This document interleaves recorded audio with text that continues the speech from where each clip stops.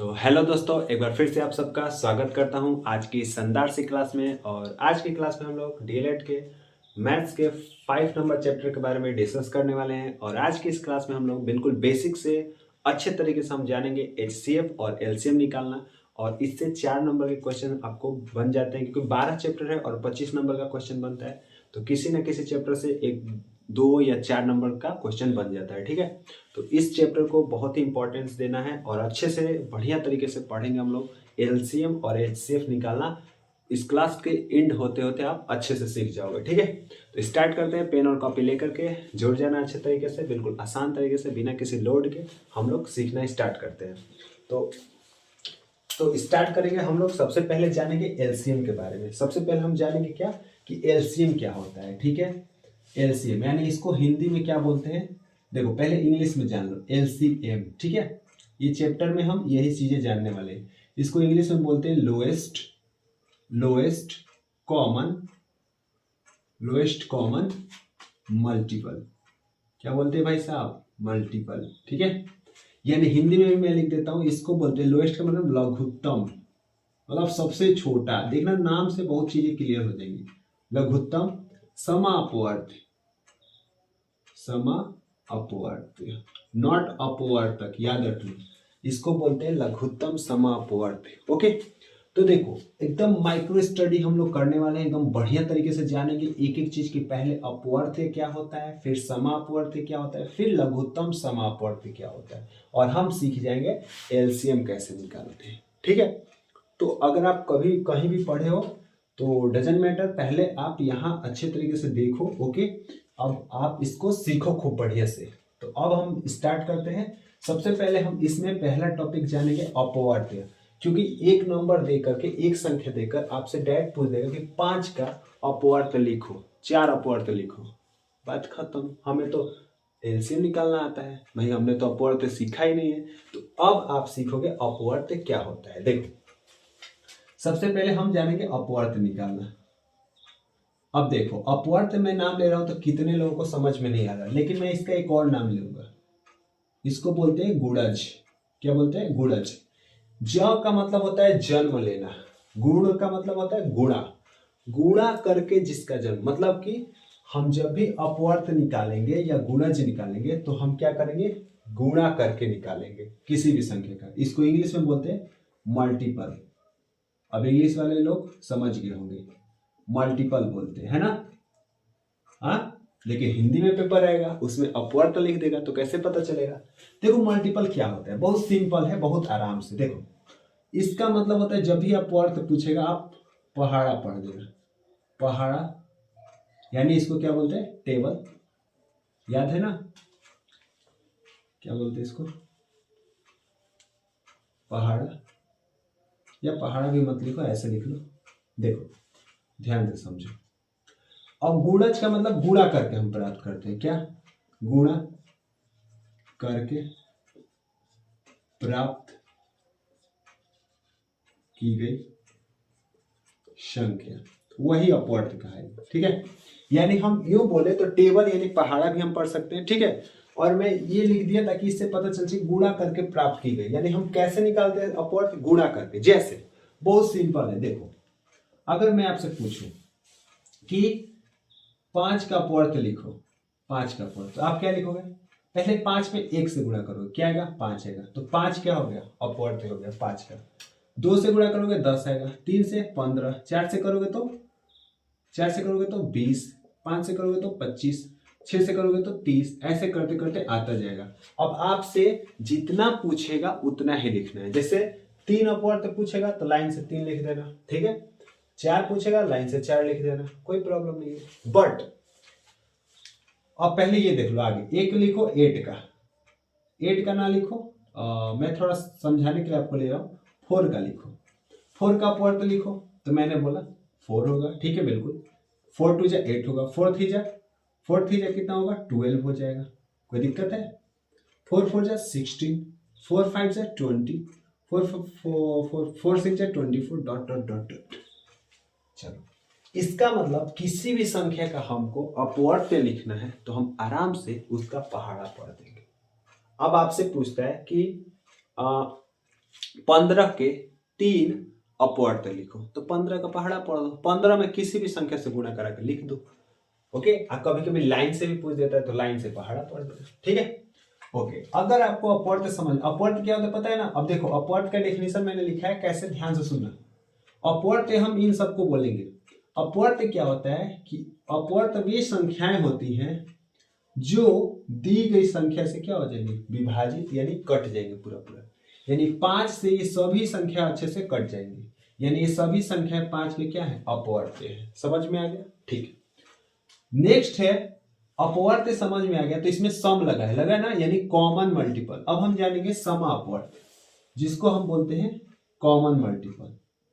सम अपवर्त आराम से देखना, एक एक स्टेप को मिस मत करना, जिसको हम कॉमन मल्टीपल भी बोलेंगे, कॉमन मल्टीपल।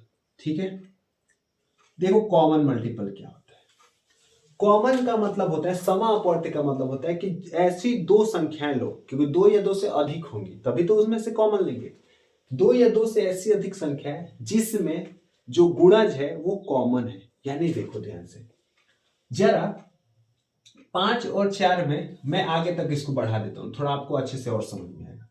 5 और 4, ठीक है, चलो मैं आगे तक बढ़ा देता हूं, या फिर दूसरा मैं नंबर लेता हूं। आप यहां देखो, मैंने बोला 8 का पहले अपवर्त लिख लो। 8 का अपवर्त बताओ, लिख लो 8 का अपवर्त। 8 का अपवर्त बताओ, बताओ जल्दी से अपवर्त 8 का, दिख तो रहा है ना, बताओ। 8 कहोगे 8 हो जाएगा, बिल्कुल सही है, बिल्कुल सही है। 8 दूनी 16 हो जाएगा, 8 3 का 24, 8 चौका 32, 8 पचे 40, 8 छः 48, ऐसे करते करते हो जाएगा। कोई प्रॉब्लम तो नहीं हो रही है? ठीक है, मैंने बोला आपसे कि 8 हो गया, अब आप और 4 का अपवर्त लिख लो। किसका? 4 का नहीं, 4 का ना ले लो, 6 का ले लो, है ना। 6 का नहीं, चलो ठीक है, कुछ मैच करता हुआ, चलो 4 ही का ले लो, ज्यादा कौन। 4 का अपवर्त ले लो, ठीक है।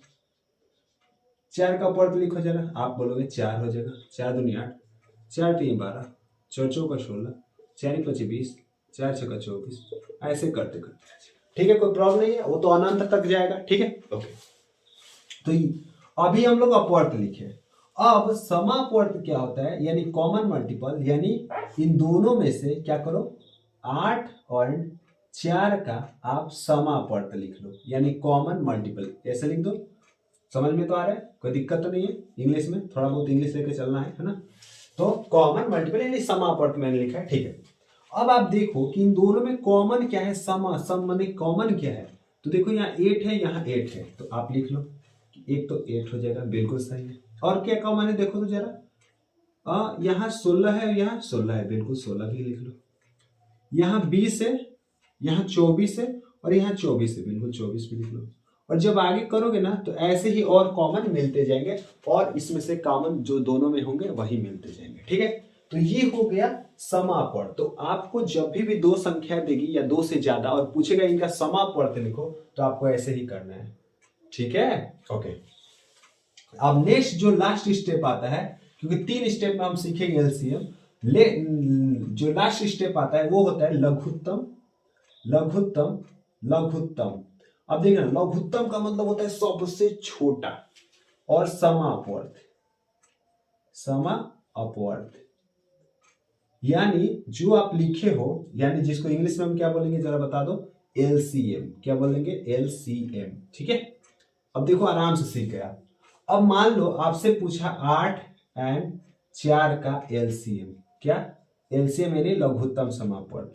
तो आप चाहो तो पहले ऐसे भी कर सकते हो, और लास्ट में 8 और 4 का, तो पहले देखा ना समापवर्त क्या था, 8 16 24 आया था ना। 8 और 16 24 में से सबसे छोटा यानी लघुत्तम, समापवर्त तो यही है, समापवर्त तो यही है।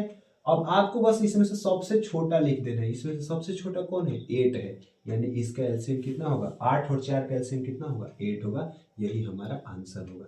और देखो ये तो मैं समझाया हूं, तो स्टेप वाइज मैंने लिखा है, आपको एक लाइन में करना है। मैं बता रहा हूं कैसे। अभी पहले ये बताओ, समझा कि कैसे हम एलसीएम तक पहुंचेंगे? यानी अपवर्त पूछेगा तो उसका पहाड़ा पढ़ देना है, यानी गुणज। ठीक है, गुणा करके निकाल देना है।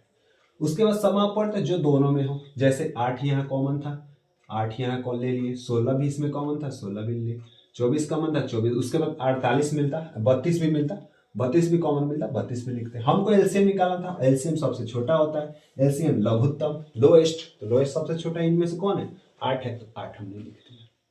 अब एक सबसे अच्छा एग्जाम्पल देखो, अब मान लो मैं आपसे क्वेश्चन दे देता हूँ, एक लाइन में आपको करना है, ये समझ में आएगा तो आपको एक लाइन में है।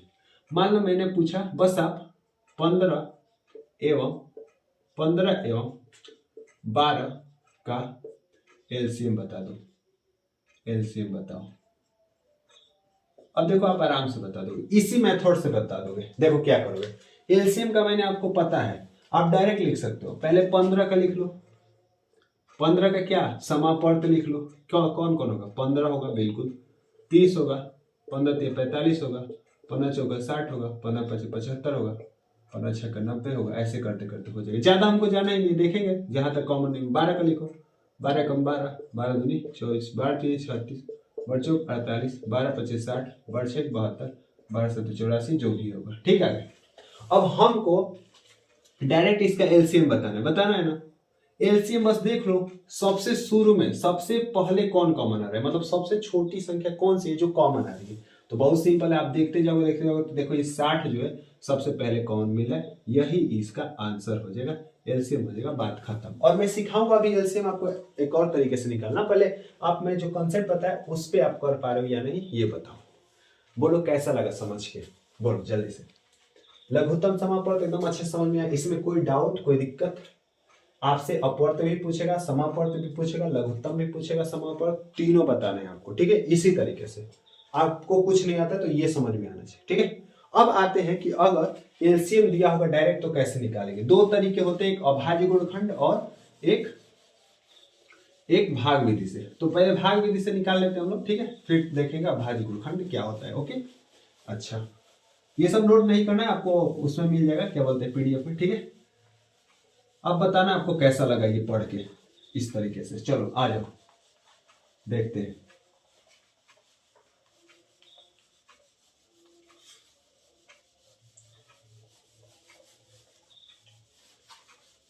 इरेज होने में थोड़ा टाइम लग रहा है, ठीक, चलो कोई नहीं, चलो स्टार्ट करते हैं। ठीक है, देखते हैं आप कि एलसीएम निकालना। पहले भाग विधि से देख लो, भाग विधि से, किस विधि से, भाग विधि से।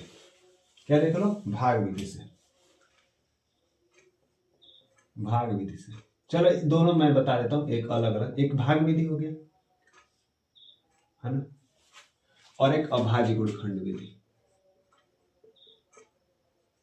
अभाज्य गुणनखंड विधि। एक ही समझ जाओगे तो हो जाएगा, गुणनखंड विधि। ठीक है, दोनों मैं बता दे रहा हूं यहाँ, तो ध्यान रखना जरा। ठीक है, ये पहला है और ये दूसरा था। ठीक है, दोनों को हम एक ही बार डिस्कस करें, पर पहले आराम आराम से देखेंगे, और दोनों में एक ही एग्जांपल लेंगे, दोनों से देखेंगे कि सेम आ रहा है कि नहीं। देखना, मैं यहां लिखता हूं आपको, आप बता दो 12 8 15, 15 लिख ले, 15 ले ले, क्या ले ले बताओ, 6 ले लेते हैं, ठीक है, 6 लेते हैं, 12 8 और किसका, और क्योंकि आपसे बड़ा बड़ा भी देगा तो ध्यान रखना, 6 का एलसीएम, 6 का हम एलसीएम निकालना सीखेंगे, यानी लघुत्तम समापर्त। ठीक है, 12 8 6 का, बहुत इजी एग्जांपल ले रहा हूं ताकि आपको अच्छे से समझ में आए। देखो पहले भाग विधि, भाग विधि में बहुत सिंपल होता है, एक ऐसा लाइन खींच ड्रॉ करते हैं, एक लाइन खींच देते हैं ऐसा, एक ऐसा लाइन खींच देते हैं, बहुत सिंपल होता है। तीनों को हम तीनों जिसका भी एलसीएम निकालना है, जितनी भी संख्या होगा, एक संख्या हो, दो संख्या हो, तीन, सबको इसी में लिख देते हैं। अब करते क्या है वो ध्यान देना।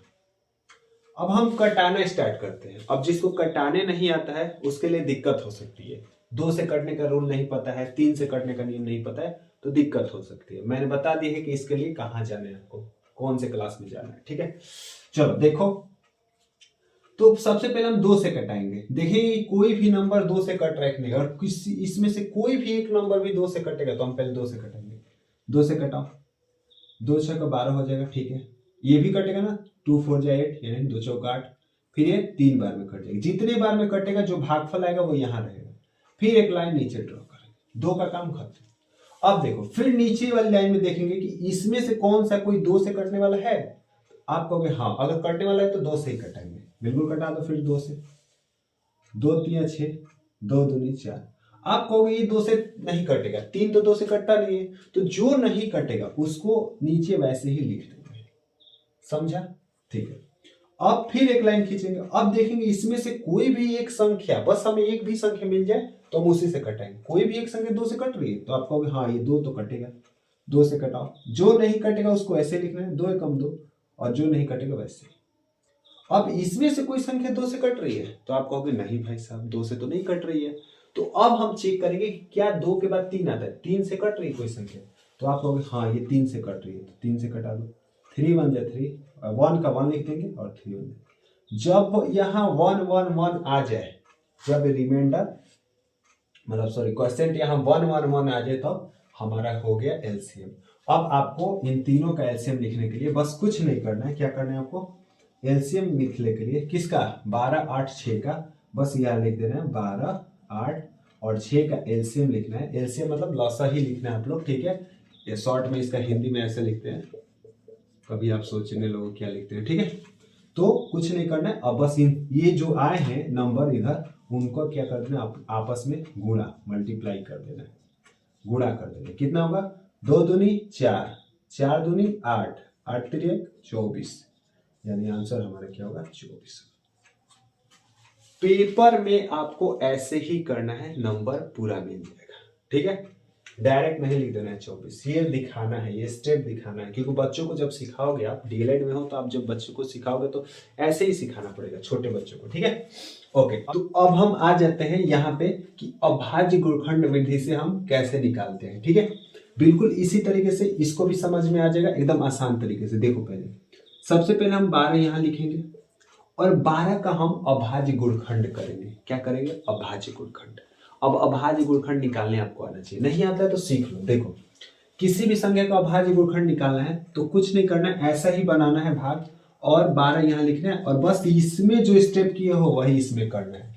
कभी भी एक संख्या का जब ऐसे निकालते हो भाग विधि से तो इसको ही बोलते हैं अभाज्य गुणनखंड। यानी इसको 2 से कटेगा, 2 6 12 होगा, ठीक है? फिर 2 से कटेगा, 2 3 6 होगा, ठीक है? फिर 3 से कटेगा 1, हो गया। अब इसको हम यहाँ क्या कर देंगे? मल्टीप्लाई में लगा करके, गुणा में लगा करके लिख देंगे, ठीक है? ओके, अब 12 और 8 का भी निकालना था तो 8 का भी अभाज्य गुणनखंड लिख लो। तो 8 का निकाल लेना आप लोग, 2 गुणे 2 गुणे 2 होगा, ठीक है? और 6 का लिख लो, 6 का क्या होगा? 2 गुणे 3 होगा। आप निकाल लेना, ऐसे निकाल तो लोगे ना, कोई प्रॉब्लम तो नहीं है। तो अब हम लोग अभाज्य गुणनखंड निकाल लिए, ठीक है, इन तीनों संख्याओं का। अब हम बस, हमारा काम हो गया है। अब हम बस लिखेंगे यहाँ 12 8 एवं 6 का एलसीएम, 6 का लॉसा, ऐसे करके, ठीक है? लॉसा। अब आपको कुछ नहीं करना है, बस देखना है कि इन तीनों में कॉमन कौन कौन है। तीनों में कॉमन ये है, 2 है एक। तीनों में कौन कौन कॉमन है बताओ जल्दी से, जितनी भी संख्याओं का निकालना है कॉमन 2।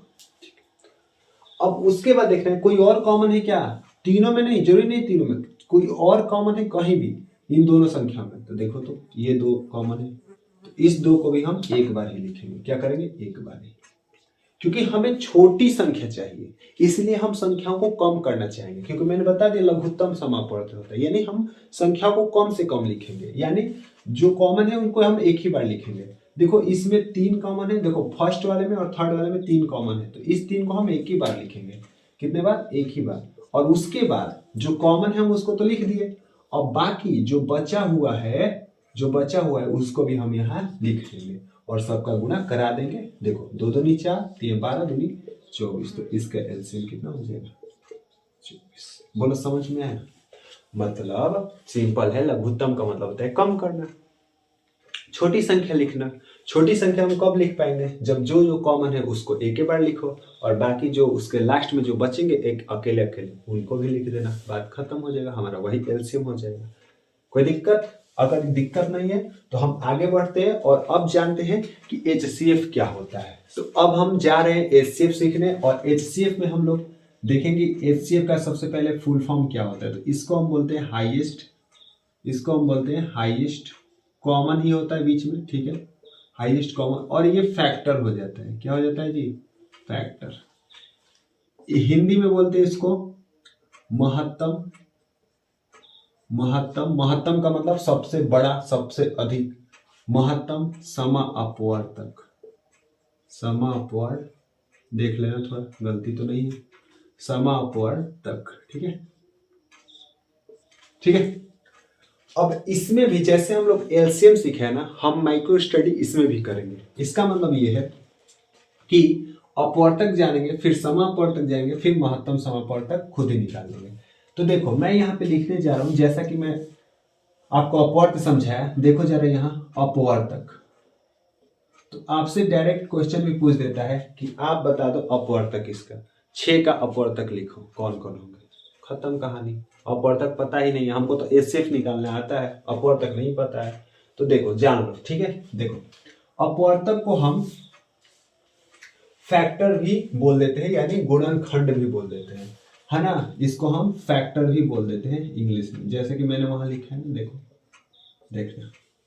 अपवर्तक क्या होता है ना, कि अपवर्तक रहता है कि किसी भी संख्या का अगर हम क्या निकाल लें, अपवर्तक लिखना है, तो वे संख्याएं होंगी, वे संख्या, वे सभी संख्या, है ना। आप लिख लेना अच्छे से, हालांकि पीडीएफ में मिल जाएगा, बस मैं ऐसे ही आपको थोड़ा सा माइंड पर जम जाए, है ना, इसलिए मैं लिख दे रहा हूं। वे सभी संख्या होंगी, है ना, जो क्या करेंगी, जो दी हुई संख्या को विभाजित कर देंगे, दी हुई संख्या को विभाजित कर देंगे।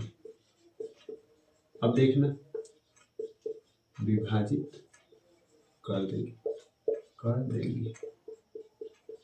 देखना जरा, जैसे मैंने आपसे पूछा कि आप 6 का अपवर्तक लिख दो, 6 का अपवर्तक, आप क्या बोलोगे। कुछ नहीं करना है, देखना है कि 6 को कौन कौन सी संख्या काट देती है, 1 से शुरू करना है। तो कौन सी संख्या भी 1 होगा, बिल्कुल। 2 भी काट देगा, 3 भी काट देगा, और खुद 6 भी काट देगा, हो गया। अपवर्तक हम लिख दिए। आपसे पूछ देगा कि आप बता दो 12 का अपवर्तक लिख दो, 12 का नहीं, चलो 15 का अपवर्तक लिख दो, 15 का अपवर्तक। आपको कुछ नहीं करना है, देखना है आपको कि 15 को कौन कौन सी संख्या काट दे रही है। आप बोलोगे 1 काट देगा, ठीक है, 3 काट देगा, 5 काट देगा, 15 काट देगा। इसका मतलब इसके कितने अपवर्तक आए, 4 अपवर्तक। कितने आ गए, 4 अपवर्तक। तो अपवर्तक जो होते हैं वो लिमिटेड होते हैं, मतलब कि अपवर्तक की संख्या सीमित होती है, हम गिन सकते हैं अपवर्तक को, लेकिन अपवर्त्य जो होते हैं वो अनंत होते हैं, उनको हम गिन नहीं सकते। देख रहे थे ना, पहाड़ा पढ़ते जाओ, कहाँ तक पढ़ोगे, है ना, मल्टीप्लाई कराते जाओ पूरा इनफाइनाइट नंबर तक पूरा, ठीक है। तो ये भी पूछता है कि किसकी संख्या हम गिन सकते हैं, मतलब सीमित होते हैं, और किसकी नहीं। तो अपवर्त्य जो होते हैं उनकी संख्या सीमित होती है, और जो अपवर्तक होते हैं, सॉरी, अपवर्तक जो होते हैं उनकी संख्या सीमित होती है, और जो अपवर्त्य होते हैं उनकी संख्या सीमित नहीं होती है, ठीक है। याद रखना इसको, आपको पीडीएफ में मिल जाएगा, ठीक है। तो अब हम बढ़ते हैं आगे, नेक्स्ट अपवर्तक जानेंगे हम। अपवर्तक तो आपको निकालने आ जाएगा, अगर अपवर्तक आ जाएगा निकालने, तो अब हम जानेंगे कि समापवर्तक क्या होगा। समापवर्तक बहुत आसान है। समापवर्तक का मतलब क्या होता है बताओ, common factor. Common factor, common factor आप सीख लो, कोई दिक्कत नहीं है। क्या हो जाएगा बताओ, कॉमन फैक्टर। अब 6 का ही आप लिखो, 6 का क्या क्या अपवर्तक लिखो, 1 2 3 6 लिखो, लिखो ना। और आप 15 का क्या लिखो बताओ, 1 2 3 1 3, आपने क्या लिखा है, 1 3 5 और 15, राइट। सही बात है ना, कोई प्रॉब्लम तो नहीं है, ठीक है। अब कुछ नहीं करना है, आपको क्या लिखना है, 6 एवं 6 एवं 15 का यानी 15 का क्या लिख देना है आपको, कॉमन फैक्टर लिखना है। वहां हम कॉमन मल्टीपल लिख रहे थे, यहां हम कॉमन फैक्टर। तो कॉमन फैक्टर लिख दो, क्या हो जाएगा, देख लो इसमें कौन कॉमन है। एक तो 1 कॉमन है, ठीक है, उसके बाद 3 कॉमन है, ठीक है, और कोई कॉमन है नहीं, ये हो गया कॉमन फैक्टर। यानी हम समापवर्तक जब भी लिखना होगा तो 2 या 2 से अधिक संख्या में देखेंगे कि कौन कौन कॉमन है, कौन कौन दोनों में है, ठीक है। अब आ जाओ लास्ट, और जो हम लोग पढ़ रहे हैं एचसीएफ, यानी हम अब सीखेंगे कि महत्तम समापवर्तक। ओके, लास्ट एवं लास्ट बट नॉट लिस्ट बोलने वाला था, कोई दिक्कत नहीं, देखो इधर समापवर्तक पढ़ने से हमको मतलब है ना, ठीक है HCF ओके। अच्छा बोर तो नहीं हो रहे ना, मजा आ रहा है ना, समझ में आ रहा है तो बस मजा आ रहा है, नहीं आ रहा तो कोई दिक्कत नहीं, लेकिन हाँ अगर आ रहा है तो अच्छे से देखना है, ठीक है जो में रहो। देखो महत्तम समापवर्तक क्या होता है, कुछ नहीं करना है, आपको पता है महत्तम का मतलब होता है ना सबसे बड़ा, हाईएस्ट सबसे बड़ा, उसमें सबसे छोटा लिख रहे थे, इसमें सबसे बड़ा। तो बस देख लो जहां समापवर्तक आप निकाले हो इसमें सबसे बड़ा कौन है, जरा बता दो, बता दो। 6 और 15 का क्या हो जाएगा, 6 और 15 का क्या हो जाएगा HCF, बता दो जल्दी से। इन दोनों में देख लो सबसे बड़ा कौन है, आप बोलोगे 3 है, तो बिल्कुल 3 ही हमारा क्या हो जाएगा HCF हो जाएगा। यानी जब भी हम HCF निकालेंगे तो सबसे बड़ा निकालेंगे, और आप इस स्टेप से भी कर लोगे तो कोई प्रॉब्लम नहीं है। ये अब आपसे बड़ा बड़ा पूछेगा तो HCF कैसे निकालेंगे वो देखो, ठीक है। तो ये ऐसे करके निकाल लोगे, कोई प्रॉब्लम तो नहीं है, कोई प्रॉब्लम नहीं होने वाली। ये बेसिक कंसेप्ट था, ये तो आपको क्लियर हो गया होगा, है ना। अब मैं आपको बताऊंगा कि कोई भी अगर संख्या देगा बड़ा तो भाग विधि से HCF कैसे निकालते हैं, भाग विधि से ही, है ना। देख लो बस काफी है, इसी से निकाल लेना आप कहीं भी, ठीक है भाग विधि से। हालांकि अभाज्य गुणनखंड विधि भी होता है ना, वो भी मैं बता दूंगा। चलो ठीक है पहले इसको देख लो, ठीक। देखो भाग विधि से मान लो किसी का HCF निकालना है, 15 है, 45 है, और मान लो 60 है। 3 संख्याओं को मैं बता दूंगा तो आप निकाल ही लोगे, 3 संख्या का सीख लोगे तो 2 संख्याओं का आराम से निकाल लोगे। देखो पहले भाग विधि से क्या करते हैं, कुछ नहीं करते, सबसे कोई भी इसमें से बड़ी संख्या उठा लो, सबसे छोटी संख्या उठा लो। पहले मैंने 15 उठा लिया, ठीक है। उसके बाद इसमें से सबसे बड़ी संख्या उठा लो, ये 2 संख्या को उठा लिए और भाग देना शुरू कर दो। जब भाग दोगे तो 15 चौका कितना बढ़ जाएगा, 60 हो जाएगा, कट जाएगा पूरा पूरा, ठीक है। तो जितने बार में कटा, यहाँ जितने बार में कटा, ओके, जितने बार में कटा है उसी से फिर जो बची हुई संख्या है उसको लिख करके डिवाइड दो। 15 से कितना हो जाएगा, 45, यानी 15 से तीनों कट गया। देखो HCF होता क्या है ना कि एक ऐसी संख्या ना, ऐसी बड़ी से बड़ी संख्या ना, ऐसी बड़ी से बड़ी संख्या जो दी हुई सभी संख्याओं को, जो जो नंबर दिया हुआ है 15, 45, 60, इन सब को काट दे, विभाजित कर दे, ठीक है। HCF ये होता है, ओके। और LCM में बस छोटी से छोटी आ जाएगा, ऐसी छोटी से छोटी संख्या जो दी हुई संख्याओं से पूरा पूरा विभाजित हो जाए। समझ में आया ना, बुक में मिल जाएगा, हालांकि आपको निकालने को आएगा, बस निकाल लो काफी है, ठीक है। नहीं निकालने आएगा ये, चलो एक और देख लो। मान लो मैंने बोला 12, रेंडमली मैं कुछ भी उठा लेता हूं, 12, 32 और 45, इसका मैंने पूछा आपसे, बस आप इतना बता दो कि इसका HCF क्या होगा। यहां ले लो 39, ठीक है। चलो तो HCF निकाला जाए, बिल्कुल इजी है। सबसे पहले हम क्या करेंगे, 12 को उठाएंगे और सबसे बड़ी संख्या 45 को उठाएंगे, ठीक है। हमेशा आपको ऐसे करना है। तो अब 12 से इसको भाग दो, कितना जाएगा, 12 36 बरसों 48, 3 बार में जाएगा, 3 बार में ही जाएगा ना, 12 36 होगा, माइनस 15 में से 6 जाएगा, 9 होगा। अब ध्यान सुना, जो यहाँ शेषफल बचा, क्योंकि इसमें तो 0 बच रहा था, कट जा रहा था, तो इसलिए 15 ले लेते, लेकिन यहाँ जब शेषफल ये बचा 9, तो फिर यहाँ एक भाग का चिन्ह लगाएंगे, भाग लगाएंगे, ठीक है। और जो संख्या पहले थी वो उसको यहाँ लिख के इसको भाज्य बनाएंगे। याद है भाज्य मैंने पढ़ाया था। अब भाज्य बन गया और फिर हम 9 से इसको भाग देंगे, 9 एकम 9 जाएगा, बचेगा कितना, 3, फिर शेषफल 3 बच रहा है, तो फिर यहाँ हम क्या लगाएंगे, भाग लगाएंगे, और इस वाली संख्या को, जो भी संख्या यहाँ होगी वो नीचे वाले में आ जाएगी।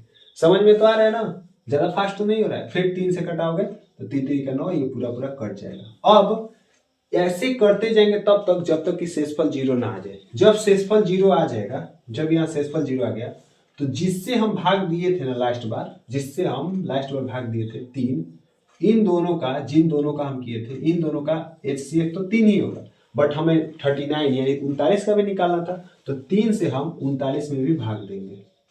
तो 39 से जब भाग दोगे तो ये 13 बार में कट जाएगा, 13 3 कितना हो जाएगा, 3 एकम 3, मतलब कट जाएगा बिल्कुल।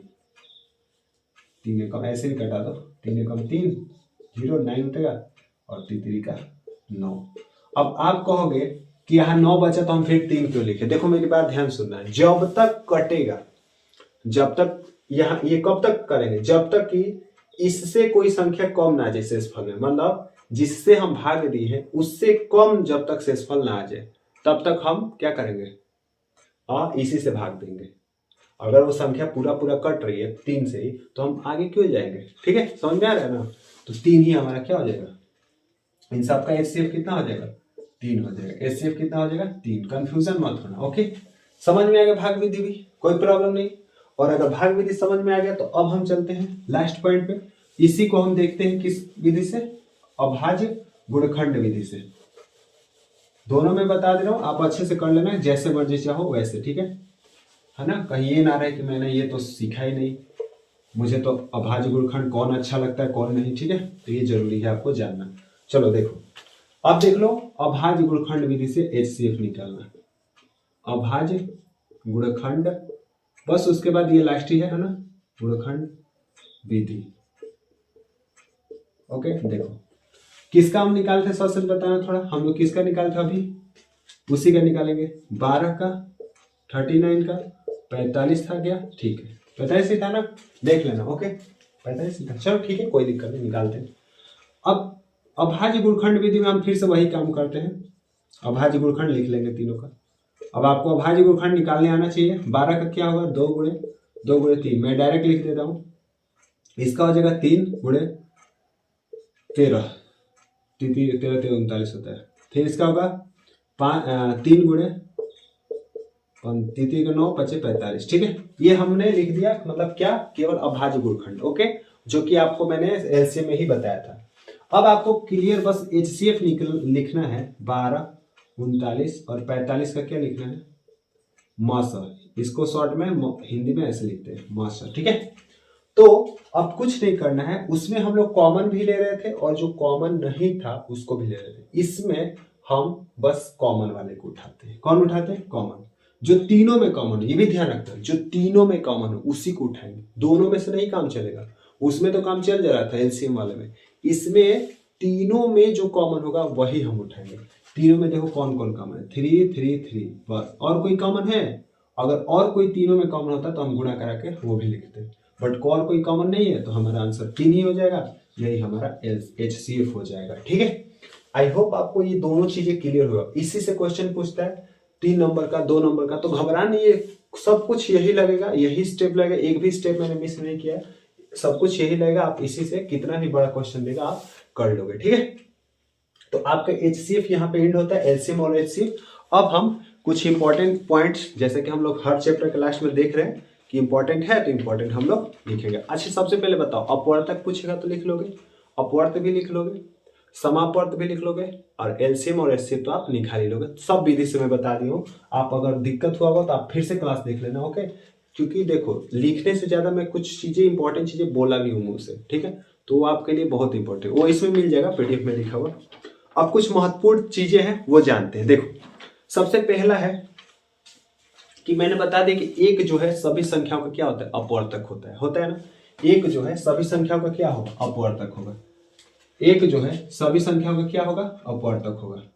क्या, एक अपवर्तक का मतलब क्या होता है कि एक जो है वो सभी संख्याओं को काट देता है, सभी संख्याओं को विभाजित कर देगा, इसलिए एक को हम अपवर्तक बोलते हैं, हर संख्या का। ठीक है, दूसरा पॉइंट है, जो प्रत्येक संख्या है वो खुद का भी समापवर्तक होती है, यानी प्रत्येक संख्या खुद को भी डिवाइड पूरा पूरा कर देगी, खुद को भी पूरा पूरा काट देगी। जैसे 5 जो है, 5 खुद का, 5 का भी अपवर्तक है कि नहीं है, 5 का अपवर्तक भी है, मतलब 5 खुद को काट ही देगा, हर संख्या खुद को विभाजित कर देगी। ठीक है, थर्ड पॉइंट मैंने बता दिया क्लास में कि जो अपवर्तक होते हैं उनकी संख्या क्या होती है, सीमित होती है। बिल्कुल, अपवर्तक को हम गिन सकते हैं। देखो, अपवर्तक को हम क्या कर सकते हैं, गिन सकते हैं, 4 है। ठीक है, और अलग अलग निकालेंगे तो अलग अलग आएंगे, अलग अलग संख्या का। लेकिन जो अपवर्त होते हैं उनकी संख्या सीमित नहीं होती, अपवर्त गुणा कराते जाओ, कितना पहाड़ा पढ़ते जाओ। ठीक है, नेक्स्ट है प्रत्येक संख्या स्वयं की अपवर्त होती है। प्रत्येक संख्या जो है, जैसे मैं बता रहा हूं आपको, तीसरा नंबर पे मान लो ये 6 का अपवर्त लिखो, 6 होगा, 12 होगा और 12, उसके बाद बताओ क्या होगा, 6 के बाद 12, उसके बाद 18, ऐसे करते होगा। तो ये जो 6 है वो खुद का भी अपवर्त है, देखो 6 का भी अपवर्त है ना खुद का, तो प्रत्येक संख्या स्वयं का भी अपवर्त होती है। ठीक है, अगला पॉइंट है चौथा नंबर कि जो जो अपवर्त होते हैं ना, अपवर्त वो संख्या से या तो बड़ा संख्या से क्या बड़ा या बराबर आते हैं। नहीं समझे इसका मतलब, देखो यहां हमने क्या लिखा है, अपवर्त लिखा है ना, तो 6 का अपवर्त या तो 6 आएगा या 6 से बड़ा आएगा, 6 से कभी छोटा हो ही नहीं सकता है। इसका मतलब जब हम अपवर्त निकालते हैं यानी जब हम गुणज निकालते हैं तो वो उस संख्या से बड़ी आ सकती है और उसके बराबर आ सकती है, उस संख्या से छोटी नहीं आ सकती। समझ में आ गया। और जो अपवर्तक होता है वो संख्या से छोटी आती है और बराबर आती है, बराबर तो दोनों में आएगी, लेकिन इसमें जब हम अपवर्तक निकालेंगे तो 6 का अपवर्तक निकाल लेना, तो देखो 6 से इसमें सभी संख्या छोटी है, 6 से बड़ी संख्या आ ही नहीं सकती अपवर्तक में। तो अपवर्तक जो होता है वो संख्या से बड़ी छोटी या संख्या के बराबर आती है, लेकिन जो अपवर्त होता है वो संख्या से बड़ी और संख्या के बराबर आती है। संख्या से छोटी अपवर्त नहीं हो सकता और संख्या से बड़ा अपवर्तक नहीं हो सकता। बोलो क्लियर हुआ। ये कुछ इंपॉर्टेंट पॉइंट था जो कि मुझे आपको बताना था। ठीक है, आज की क्लास को यहीं पे एंड करते हैं, और इस क्लास में अगर कोई भी फिर दिक्कत हुआ होगा या कोई टॉपिक में आपको दिक्कत हुई होगी आप नीचे कमेंट सेक्शन में जरूर बताना। आई होप आपको आज की क्लास अच्छे से समझ में आई होगी और आप एलसीएम और एचसीएफ निकालना सीख गए होंगे। तो मिलते हैं अगली क्लास में चैप्टर नंबर 6 के साथ। ठीक है, तो बिल्कुल अच्छे से पढ़ाई करते रहो। क्लास पसंद आए हो लाइक कर दो, और जो लोग डीएलएड की तैयारी कर रहे हैं उन तक की क्लासेस जरूर पहुंचाओ ताकि उनका भी बेनिफिट हो सके। ठीक है, तो मिलते हैं अगली क्लास में। हंसते रहो, मुस्कुराते रहो, पढ़ाई अच्छे से करते रहो। कमेंट जरूर करके बताना क्लास कैसी लगी है। तो जय Hind, wish you all the best.